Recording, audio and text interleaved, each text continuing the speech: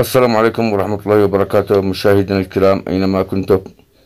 بث مباشر مباراة نادي الأخدود ضد الحزم اليوم في الدوري السعودي روشن، وستنطلق المباراة في تمام الساعة 6 من مساء اليوم السبت بتوقيت مكة المكرمة واليمن وسوريا والعراق، الموافق 11 أكتوبر 2023 ميلادية.